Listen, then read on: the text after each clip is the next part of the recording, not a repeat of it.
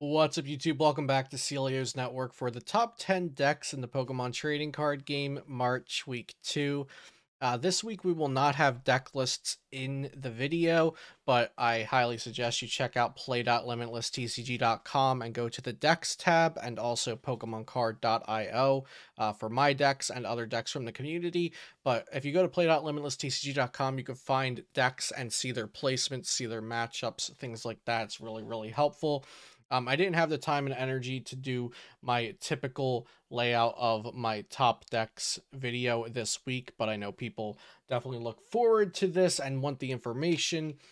So I didn't want to go without a week 2 installment, but week 3, which will be following, or which Salt Lake City regionals will be following, I will definitely have a more in-depth top decks video for next week. So if you're looking for Salt Lake City prep and thoughts, definitely look forward to that. So with that out of the way, shout out to all my sponsors. If you haven't already checked out the history of the Pokemon TCG series over at Beast Coast Pokemon, I highly suggest checking that out if you'd like to learn more about past sets of the game and also see some gameplay of myself and my co-host Chaotic Meatball playing with a bunch of old cool decks from the Pokemon TCG's history. If you need PTCGO codes, you can check out PotownStore.com and use code Celio for 5% off. And if you're looking for physical Pokemon TCG cards and you live in the United States, CardTrooperGames.com is your place, and you can use code Celio for 5% off over there as well. So I have my top 10 here on the screen. If you just wanted to come see this and leave, that's fine. Leave a like and a comment. I appreciate it. Like I said, we won't have lists in the video today, but check out those resources I mentioned. They're really great. So yeah, why don't we start at number 1, Mew VMAX, and maybe we'll hop around a little bit, but Mew VMAX sets the tone for standard format. And, you know, it's typical and natural to have a best deck in format. Sometimes there's a couple best decks in format, but Mew VMAX really sits out ahead, pretty far ahead, I think, of being the best deck in format because it is very consistent and aggressive, and it sets it sets the tone and the pace at which most decks need to be able to play. There are a couple decks like Malamar and Hoopa Moltres, especially Hoopa Moltres, which is reactive, but just single prize decks in general, and or decks that can be reactive, that can kind of not have to meet the speed of Mew VMAX, but uh still their place in the meta is kind of decided by can they handle Mew VMAX's aggression and the aggression of the decks that are then trying to beat Mew VMAX or at least handle Mew VMAX. So Mew VMAX is essentially warping the meta game, and that's how it finds itself being the best deck in format because everything else is centralizing around it. It's kind of the standard or the benchmark to see, can my deck at least give me a winning chance against Mew VMAX? And if it can't, then it better be beating everything else. And I mean everything else, because Mew VMAX has been about 20% of the format in online events. And if I was going to an event, a regional championships, the reason I wouldn't be playing Mew if I didn't default to playing Mew would be because I want to have some sort of skill expression and have my playing actually influence the outcome of the game. Now, of course, there is a skill floor and a skill ceiling. The skill floor is the level of entry at which you are capable of piloting the deck at a satisfactory level, and the skill ceiling is how much you can influence and push the deck based on how good you are at piloting it. And Mew VMAX has a generally low skill floor and I guess a mid, an average skill ceiling. So it's not to say that people who are great at Pokemon aren't going to play Mew VMAX better than their opponents, but it's very thin margins of skill influence and skill expression with Mew VMAX, and especially in the mirror matches, they feel very, very bland, coin flippy, just very variance heavy. Not a lot you can do for the Mew VMAX mirrors. So Mew VMAX, of course, setting the tone, is going to be the number 1 deck of the format. Next, we have Arceus Duraludon. By the way, guys, Arceus used to be the canonical pronunciation of the Pokemon. And then I believe in the Americanized versions, they later corrected it to be Arceus. So technically, the people who are still saying Arceus, I guess, are kind of correct, but it's whatever you want to say. I try to pronounce every Pokemon correct except Arceus, because like it should just be Arceus. So anyway, Arcturus. I also abbreviate it with the hard C. I call it Arctura. But so Arceus Duraludon, um, really solid deck. Duraludon can have 360 HP with Big Charm. It has no weakness. It can't be hit by special energy. And then Arceus is just such a great tempo Pokemon, and it also has some consistency. And the Arceus V having a great first attack really also adds to the Arceus. See, I even slip and say Arceus sometimes. It's whatever the heck you want to call it. The Arceus V having that good attack also really adds to the tempo and the pace that it can keep up, because it can accelerate extra energy to the board. And Arceus V-Star itself has 280 HP with a big charm that's 310, and we'll get into it with our number 3 deck, why that's actually really, really strong. But Arceus Duraludon VMAX, I think, is going to be a deck that a lot of people are either considering to play or expecting to play against, and they want to have at least a winnable matchup against. And by the way, in my head, the way I'm ranking these are necessarily which decks I would play and which decks like would be my number 1, number 2, number 3, etc. choices for a tournament, but they are the decks that I think will be the most successful based on um kind of championship points earned rate. So they're not. This isn't really based on popularity. It is based on how successful I think these decks will do on average. These archetypes will do on average in a large scale event, something like Salt Lake City Regionals. Of course, the Australian Regionals is coming up this weekend. That'll probably be a smaller event. I don't know much about, the metagaming of the people going. I feel much more in tune with Salt Lake City. I think the the population of people that play Limitless tournaments more regularly are pretty much centralized as a North American audience, of course, with a bunch of people from other areas, but I think the largest population is North American, so that's more of the kind of meta that I'm more comfortable calling. Going into Arceus Intelion, or straight Arceus as I call it. This is one of the first decks I tested early in Brilliant Stars testing prior to it being out, like with proxies and stuff right after all of the translations came out and everything. And I think it's one of those all around solid decks, but the nice thing about it is it has that skill expression that I was mentioning that Mew VMAX kind of lacks. Uh, if you kind of know your matchups, but it also has some deck building skill expression, which I like. I'm not sure that the lists out there right now are perfect. We'll also get to see what happens in Australia this weekend and see if any changes to those Arceus and Teleon lists are made. But I think this is a deck that allows you to be a solid player and play your deck well and do well with it. And we're seeing that in the online environment right now with the Arceus Intelion deck. I think the Arceus Intelion deck is good against Arceus Duraludon the way it's currently being built. And I think it's going to actually allow you to beat Mew VMAX players that you're playing better than a little bit of the time, and that's fine. Even if Arceus Intelion goes 50-50 with Mew, that's great. Like 50-50 with Mew is just about an achievement at this point in the format, it feels. Um, Arceus Intelion just focuses on tanking with a big charmed Arceus, and then Charon's Care, and then going back out with the Arceus, and then Charon's Care. And if you can pull off Charon's Care once or twice, like that's such a huge tempo swing, and your opponent's only taking 2 prizes at a time. And most decks aren't ready to take care of that. So 310 HP is pretty high. Nothing in Arceus Duraludon is going to one-shot it. If you have a Dunsparce down, nothing in Arceus Birds is going to one-shot it. And UV Max can only reach that 310 mark so many times with the amount of power tablets it has at its disposal, even with Choice Belt added in. Next, Arceus Birds. One of the lists and players to look out for and to kind of peruse their lists and their performances on Play.Limitless. You can find them in the Celio Stats tournament standings is Jace Patrick. They're a player semi-local to me.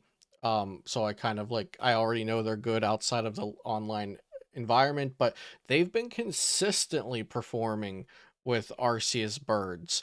And I think Arceus Birds is a good deck, but I think it's harder to play than it's worth.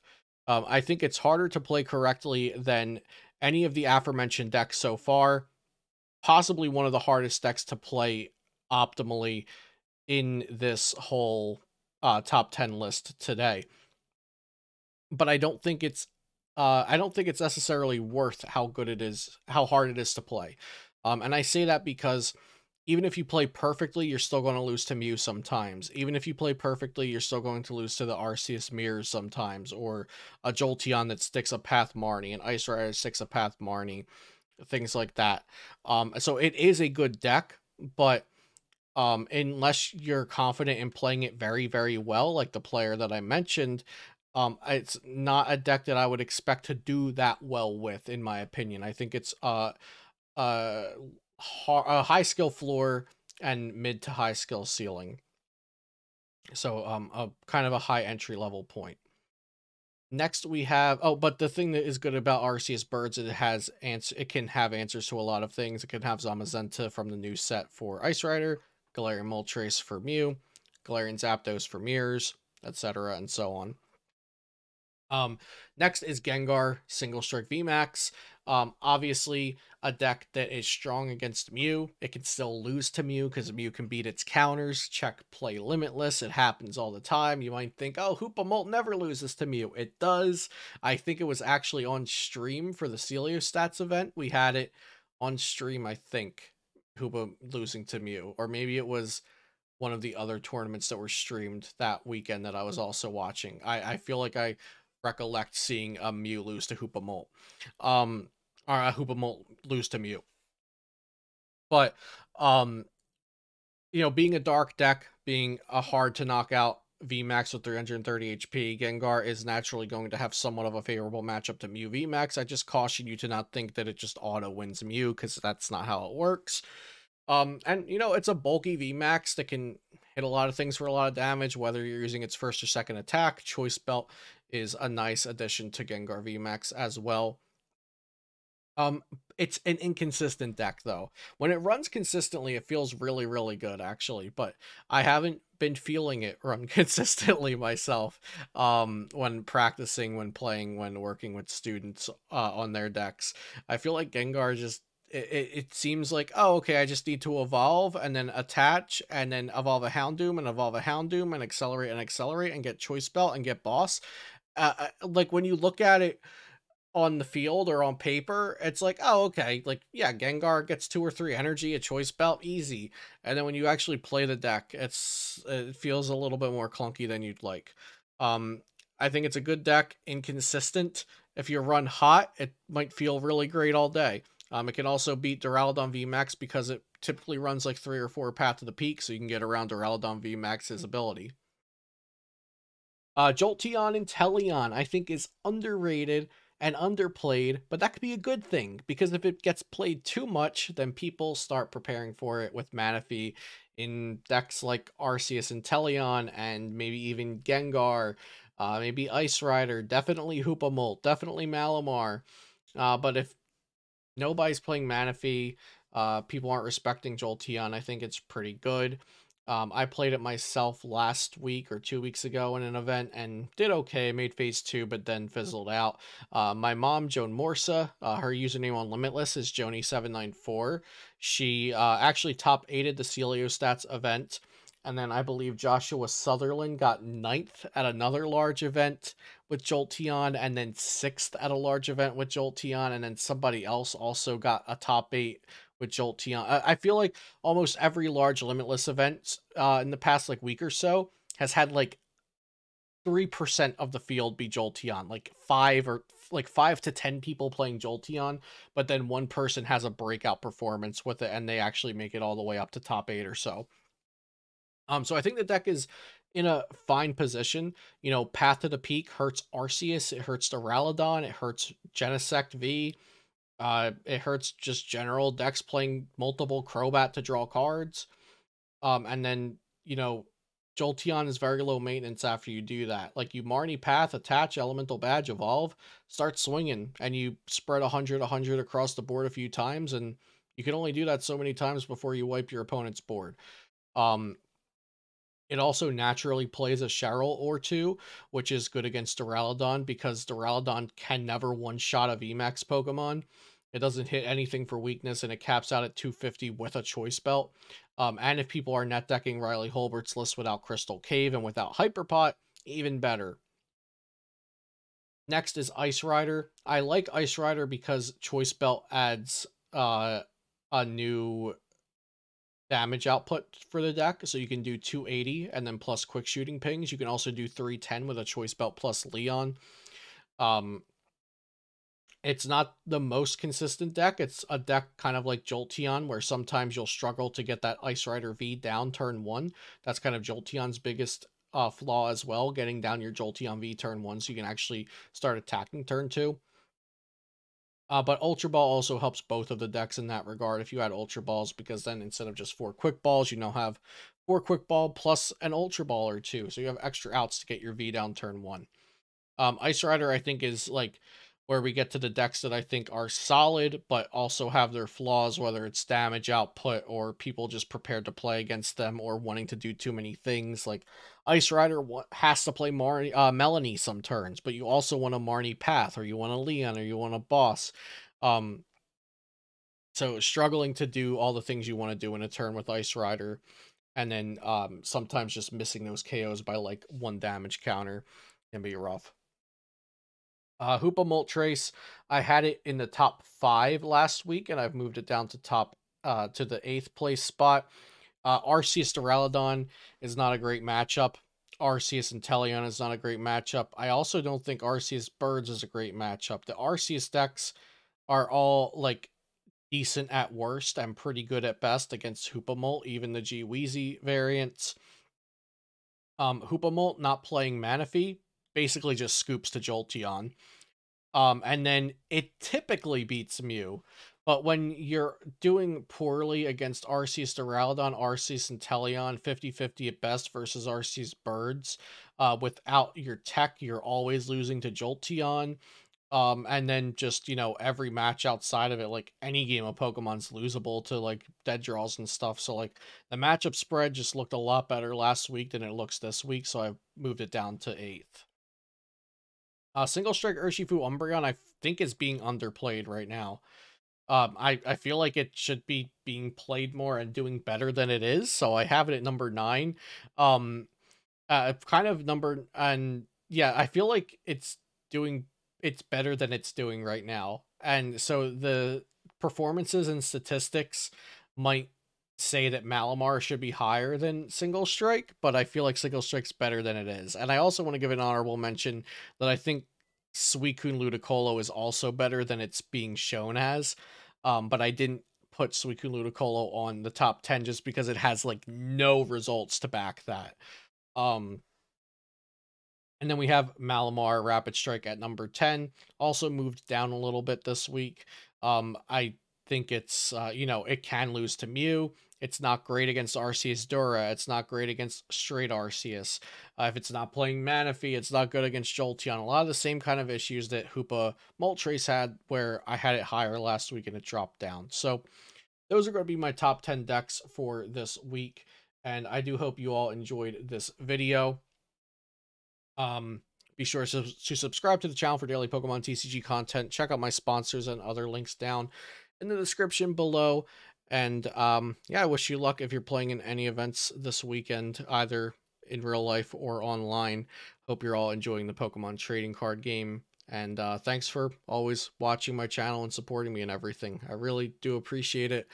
I'm getting to, you know, be a full-time content creator that just sits at my computer and plays Pokemon cards, teaches Pokemon cards, talks about Pokemon cards, looks at Pokemon cards, and it's because y'all watch my channel and everything. So I really do appreciate that. Thanks for watching, and I'll see you next time here on Celio's Network.